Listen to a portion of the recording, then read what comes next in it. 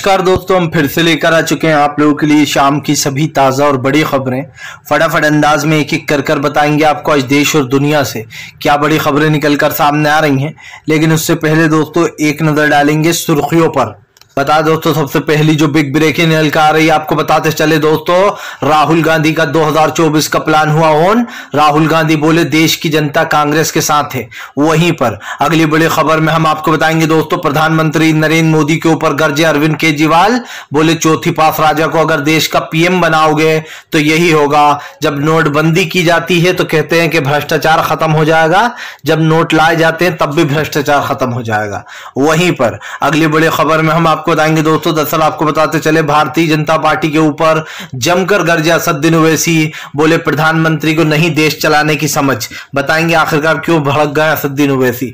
वहीं पर अगली बड़ी खबर में हम आपको बताएंगे पीएम नरेंद्र मोदी के ऊपर गरजे मल्लिकार्जुन खड़गे। बोले जब भी प्रधानमंत्री जापान जाते हैं नोटबंदी कर देते हैं। जी हाँ, इससे पहले जब गए थे तो 1500 के नोट बंद किए थे, अब 2000 का नोट बंद कर दिया जापान के दौरे पे गए तो। वहीं पर अगली बड़ी खबर में हम आपको बताएंगे दोस्तों, ममता बनर्जी का मोदी सरकार के ऊपर बड़ा हमला। बोले देश की जनता ने शुरुआत कर दी है, बीजेपी अपनी उल्टी गिनती गिनना शुरू कर दे। वहीं पर अगली बड़ी खबर में हम आपको बताएंगे दोस्तों, दरअसल आपको बताते चले सीएम और डिप्टी सीएम बनते से डीके शिव कुमार और सिद्धरामैया के बड़े फैसले। आज 5 गारंटियों पर लग जाएगी मोहर, जनता के फैसले को दिया जाएगा सम्मान। वहीं पर अगली बड़ी खबर में हम आपको बताएंगे दोस्तों, पहले हिमाचल फिर कर्नाटक, अब कांग्रेस की नजर जो है मध्य प्रदेश पर। कमलनाथ कान में राहुल और प्रियंका से कुछ बात करते हुए नजर आए, फोटो सोशल मीडिया पर वायरल हो गया वीडियो। वहीं पर अगली बड़ी खबर में हम आपको बताएंगे दोस्तों, भारतीय जनता पार्टी को लगेगा एक और बड़ा झटका। जी हां, दरअसल आपको बताते चले मध्य प्रदेश में शिवराज सिंह चौहान की सरकार में मचेगी भगदड़। सिंधिया के समर्थकों को बताया जा रहा है नहीं मिलेगा टिकट, जिसके बाद बगावत मचना तय है। वहीं पर अगली बड़ी खबर में हम आपको बताएंगे, नोटबंदी को जनता ने बताया मोदी सरकार की तानाशाही। बोले जब मन करता बंद कर देते हैं, जब मन करता है चालू कर देते हैं। बताएंगे आखिरकार क्यों भड़क गई अब जनता मोदी सरकार के फैसलों पर। तो तमाम खबरें फटाफट अंदाज में देंगे, एक एक कर देंगे। फिलहाल खैर चलिए बढ़ते हैं सबसे पहली और सबसे बड़ी खबर की ओर। दरअसल दोस्तों आपको बताते चले, प्रधानमंत्री नरेंद्र मोदी के ऊपर गरजे एक बार फिर से अरविंद केजरीवाल। बोले चौथी पास राजा को नहीं है समझ देश चलाने की। भले ही दोस्तों अरविंद केजरीवाल के बोल तीखे हों, लेकिन इस बात में सच्चाई जरूर है। आप समझिए, अरविंद केजरीवाल का कहना है कि एक ऐसे इंसान को देश का प्रधानमंत्री बना दिया है जिसको कोई भी आकर कुछ बोल जाता है और वो उस चीज को लागू कर देता है। सबसे बड़ी बात दोस्तों, आपको याद होगा हमेशा से राहुल गांधी एक बात कह रहे थे सरकार से, जब केजरीवाल किसी ने कुछ नहीं बोला था, लेकिन राहुल गांधी ने शुरू में ही कहा था कि नोटबंदी सरकार का सबसे गलत फैसला होगा, इससे देश की अर्थव्यवस्था चौपट हो जाएगी। लेकिन तब सरकार ने एक नहीं सुनी दोस्तों। और आप समझिए 1000 का नोट बंद करके जनाब 2000 का नोट लिया है, ताकि काला धन और बड़ी तादाद में लोग जोड़ने लगे। यही कारण है जो अब 2000 का नोट बंद होने पर सरकार ने कहा कि काला धन जो है खत्म हो जाएगा। और जब 1000 के नोट बंद कर रहे थे, तो जब 2000 का नोट ला रहे थे तब भी कह रहे थे कि काला धन खत्म होगा, आतंकवाद खत्म होगा। अब अरविंद केजरीवाल ने पूछा कि जब नोट बंद होते हैं तब भी कहते हो कि काला धन खत्म हो जाएगा, जब 2000 का नोट ला रहे होते हो मार्केट में तब भी कहते हो काला धन खत्म हो जाएगा। आखिरकार ये किसको देश का प्रधानमंत्री बना दिया गया? अरविंद केजरीवाल ने कहा भले ही झूठी डिग्रियां बताकर किसी को भी मोल लिया जाए, लेकिन सच्चाई यही है कि हमारे देश का राजा चौथी पास है। आपको बताते चले केजरीवाल यही नहीं रुके। अरविंद केजरीवाल ने कहा कि एक चुनी हुई सरकार को गिराने की कोशिश की जाती है। एक चुनी हुई सरकार के जो अधिकार सरकार के पास होना चाहिए वो केंद्र ले रही है। जाहिर सी बात दोस्तों, बीजेपी के ऊपर यह आरोप लग रहे हैं कि अभी हाल ही में सुप्रीम कोर्ट ने सब पूरा फैसला जो है यहाँ पर दोस्तों केजरीवाल के पक्ष में दिया, लेकिन बीजेपी दोस्तों अध्यादेश कानून ले आई रातों रात और कहा कि एलजी का ही हक होगा इन सारी चीजों पर, जितने भी अफसरों को चुनना है या तबादले करने हैं। आप समझिए दोस्तों, ऐसे तो कल को सरकार कुछ भी कानून ले आएगी और कह देगी कि अब से देश में वोट ही नहीं डलेंगे, अब से देश में जो चुनाव ही नहीं होगा। तो आप समझ सकते हैं कि कैसे एक चुनी हुई सरकार के सारे अधिकार बीजेपी लेने की कोशिश कर रही है। चलिए बढ़ते हैं एक और अगली बिग ब्रेकिंग की तरफ। बजाय दोस्तों अगली जो बड़ी खबर निकल कर आ रही, प्रधानमंत्री नरेंद्र मोदी के ऊपर गरजे असदुद्दीन ओवैसी, बोले प्रधानमंत्री को नहीं है समझ देश चलाने की। आपको बताते चले असदुद्दीन ओवैसी ने नोटबंदी वाले फैसले पर प्रधानमंत्री को घेर लिया है। दरअसल दोस्तों बीजेपी ने उड़ता हुआ तीर ले लिया है, आप समझिए, और ये उड़ता हुआ तीर बीजेपी को अब जख्मी करेगा, बार बार करेगा, क्योंकि आप खुद समझते हैं कि नोटबंदी जब पहले हुई थी तभी राहुल गांधी लगातार बीजेपी को घेर रहे थे। अब तो विपक्ष को एक मुद्दा ही मिल गया है बीजेपी का घेरने का और उसकी सच्चाई बताने का।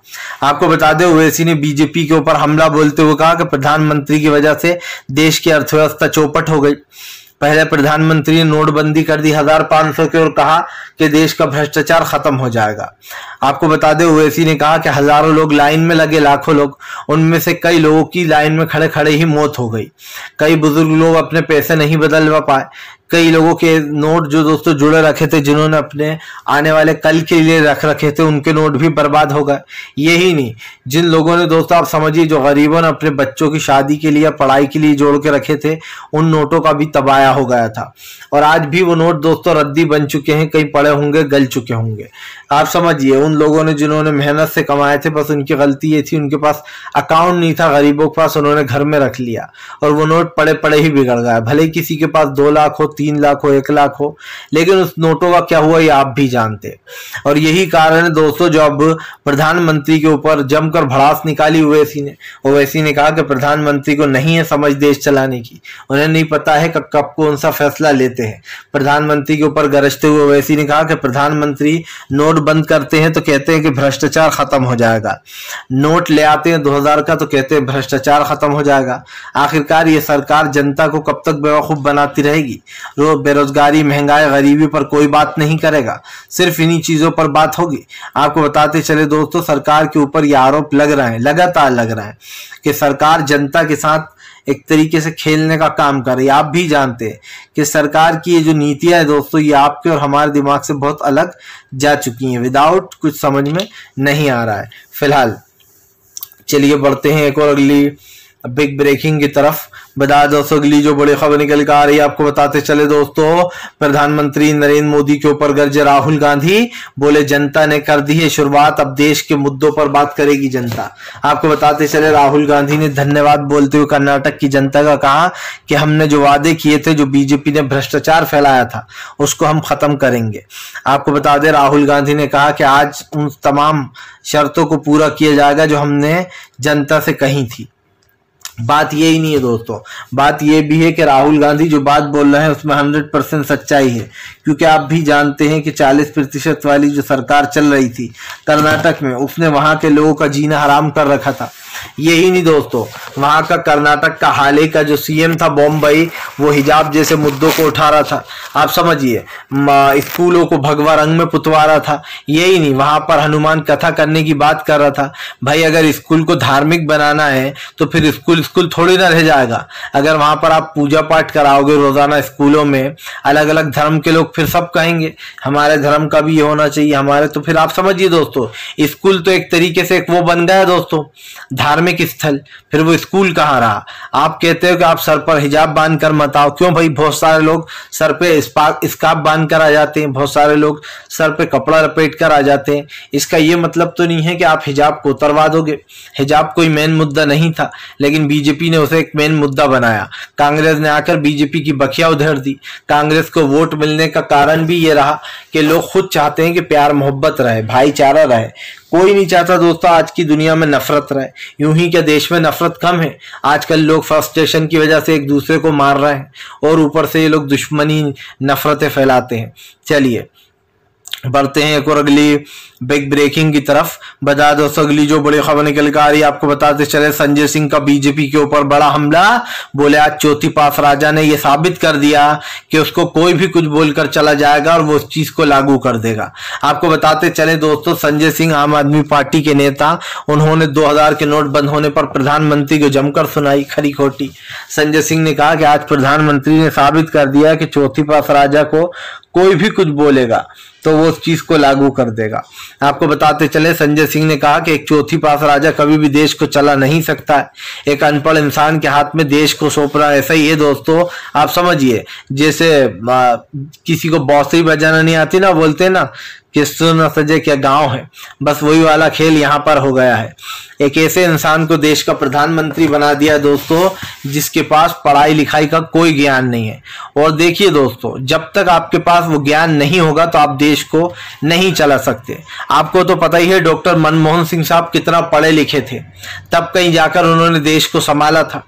मनमोहन सिंह साहब इतने पढ़े लिखे थे कि उनकी जो नीतियां हैं, जो देश के लिए उन्होंने काम किया था, वो आज भी दोस्तों अर्थव्यवस्था को संभाले हुए हैं। अगर उस वक्त प्रधानमंत्री होते तो अब तक देश डूब चुका होता। यही नहीं, संजय राव सिंह यही नहीं रुके। संजय सिंह ने बीजेपी को घेरते हुए कहा कि जब नोट बंद करते हो तो कहते हो ये बीजेपी का मास्टर स्ट्रोक है, जब नोट चालू करते हो तो कह देते हो मोदी का मास्टर स्ट्रोक।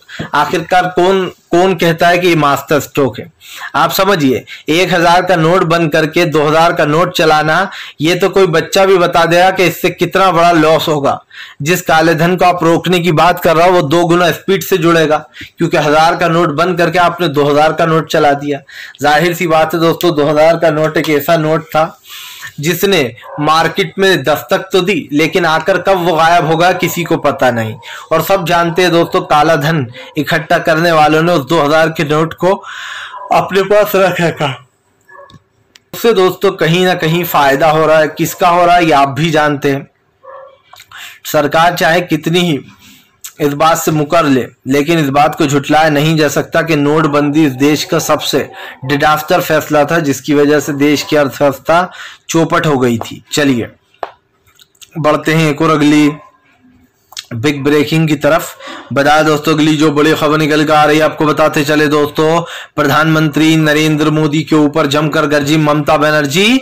बोले जनता ने दे दिया है जवाब, वो नहीं है बीजेपी के साथ। अब मंदिर मस्जिद हनुमान चालीसा ये सब नहीं चलेगा। अब तो देश के असल मुद्दे होंगे, किसने क्या किया देश में, सरकार ने कुछ किया भी या नहीं किया।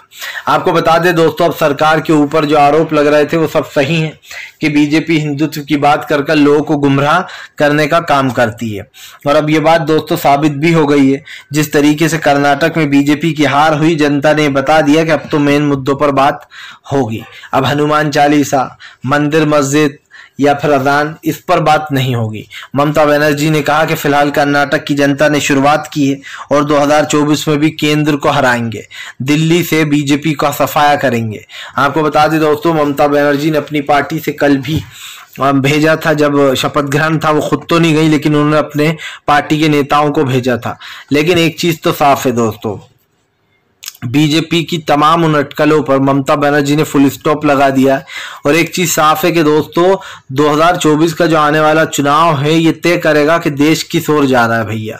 एक तो वो है दोस्तों जहां पर गांधीवादी लोग हैं जो गांधी की तरह ही सोचते हैं और अच्छा सोचते हैं, और दूसरे वो लोग हैं दोस्तों जो लोग सिर्फ हिंदू मुसलमान की बात करते हैं, मंदिर मस्जिदों की बात करते हैं और चुनाव खत्म हो जाने के बाद गायब हो जाते हैं।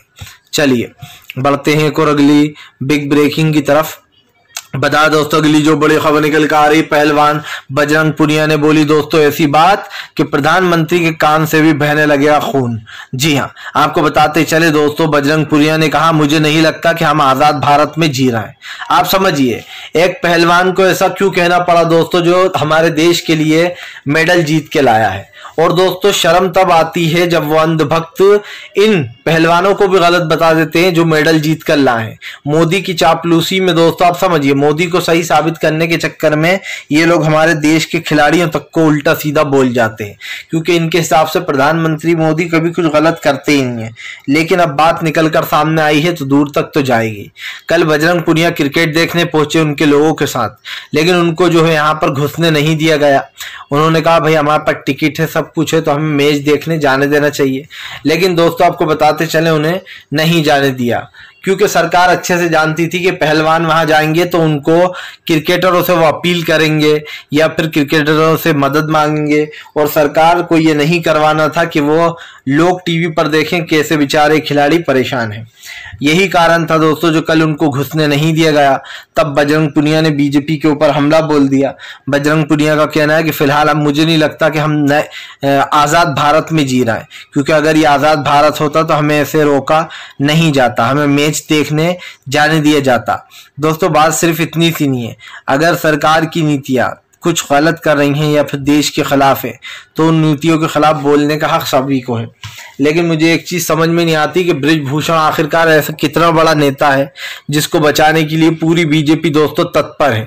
आप समझिए, बजरंग पुनिया हो या तमाम वो लड़कियां दोस्तों महिला रेसलर जो काफी दिन से लंबे समय से धरने पर बैठी हुई, अब तक सरकार ने उनकी मांगे नहीं मानी है। एक तरफ किसानों ने अल्टीमेट दिया था, फाइनली आज 21 तारीख हो चुकी है, अब सरकार का वो अल्टीमेट खत्म हो चुका है, और यही कारण है जो अब इस पे एक बड़ा फैसला लिया जाएगा और लेना भी चाहिए, क्योंकि सरकार की नीतियां मेरे और आपके दिमाग दोनों से बाहर हो चुकी हैं।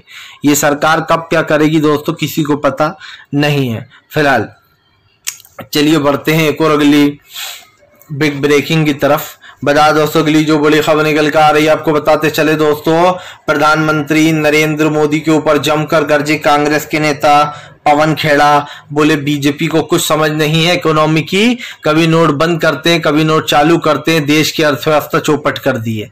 आपको बताते चले प्रधानमंत्री नरेंद्र मोदी के ऊपर गरजते हुए पवन खेड़ा ने कहा कि प्रधानमंत्री को नहीं पता कि देश में क्या चल रहा है, आज देश किस अर्थव्यवस्था की चपेट में आ चुका है। क्योंकि दोस्तों हमारे देश की जीडीपी लगातार नीचे है, हमारा देश लगातार महंगाई गरीबी से आप समझिए दोस्तों निपट नहीं पा रहा है, लेकिन प्रधानमंत्री को इससे कोई फर्क नहीं पड़ रहा है। मुझे एक चीज तो दोस्तों अब समझ में आ गई है कि प्रधानमंत्री नोटबंदी कर कर सोचते नहीं है कि आगे क्या होने वाला है। पहले 1500 के नोट बंद कर दिए, अब 2000 का नोट बंद कर दिया।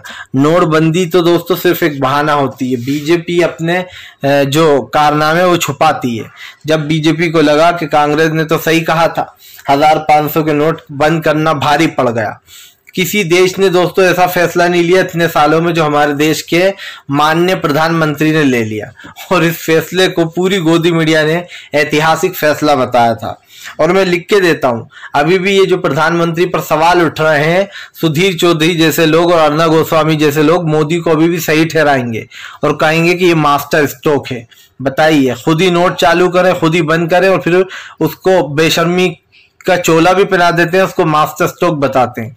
चलिए दौड़ते हैं एक और अगली बिग ब्रेकिंग की तरफ। बता दोस्तों अगली जो बड़ी खबर निकल कर आ रही है आपको बताते चले दोस्तों, नीतीश कुमार का बीजेपी के ऊपर बड़ा हमला। बोले फिलहाल जनता ने तो तय कर लिया है, उसका मूड दिखाई दे रहा है, जनता का मिजाज बदलेगा। अब जनता बदलाव चाहती है, जनता देश में महंगाई गरीबी बेरोजगारी से निजात चाहती है, इसीलिए देश में बदलाव का होना बहुत जरूरी है। नीतीश कुमार ने कहा कि फिलहाल शुरुआत तो हो चुकी है कर्नाटक से। आपको बता दें दोस्तों, शपथ ग्रहण के दौरान भी कल नीतीश कुमार, तेजस्वी यादव, स्टालिन और भी कई बड़े बड़े नेता, फारूक अब्दुल्ला समेत कई बड़े नेता शामिल रहे। हालांकि अखिलेश यादव, ममता बनर्जी दिखाई नहीं दिए क्योंकि उन्होंने अपनी अपनी पार्टी से लोगों को भेज दिया था। फिलहाल एक चीज तो तय है दोस्तों, विपक्षी एकता को लेकर कांग्रेस और तमाम विपक्ष पार्टियां इस वक्त सीरियस है। सब जानते हैं बीजेपी को अगर सत्ता से बाहर करना है दोस्तों तो फिलहाल अब सरकार को हराना होगा और इस सरकार की नीतियों को भी खत्म कर देना होगा। फिलहाल दोस्तों हम तो यही कहेंगे कि सरकार की नीतियां जल्द से जल्द खत्म हो, क्योंकि सरकार ने देश का बेड़ा गर्क कर रखा है। चलिए बातें हैं एक और अगली बिग ब्रेकिंग की तरफ। बता दोस्तों, मध्य प्रदेश में कमलनाथ करेंगे अब खेल। जी हां, कर्नाटक के बाद कांग्रेस की नजर मध्य प्रदेश पर राहुल गांधी और प्रियंका गांधी आए रणनीति बनाते हुए नजर।